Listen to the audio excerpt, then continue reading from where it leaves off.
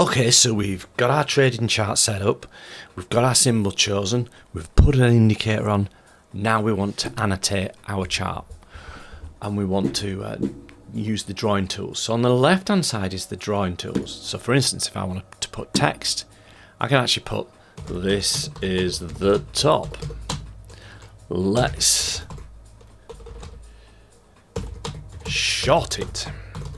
So there you go. I can even colour it, so I'm going to colour out red, and then boom, we've got that on there.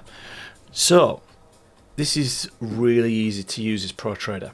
So now I'm thinking I want to say, well look, I'm going to basically be drawing a line here, and this is where I'm thinking of getting in, right? And then I want to know my risk to reward. So let's choose this one, and if you click on the arrow to the right, then it extends it out. So we're going to choose a long position. We start by clicking that there. Automatically puts in the stop and the target. So if we were to drag that up, we can say that's going to be our stop. And if it comes down here, that's a stop. And what it does is it gives us the risk to reward automatically. So these drawing tools are quite powerful and quite useful. So you've got your brush there. So obviously, if you want to highlight something, you can draw it quite easily. And we've done the text, and then obviously if we look at, for instance, we want to look at head and shoulders, you can draw head and shoulders out.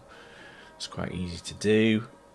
And you've got retracement, so if you want to put a retracement on there, we're going to put a pitchfork, so we're going to swing, swing, swing, boom. Do you see how that maps out perfect? Right, so to get rid of these, you just click like so.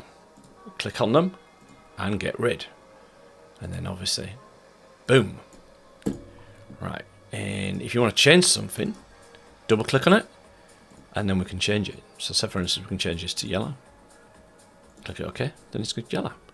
Now, just for this, I'm just going to get rid of it. Right, on the next video, we're going to be talking about timeframes.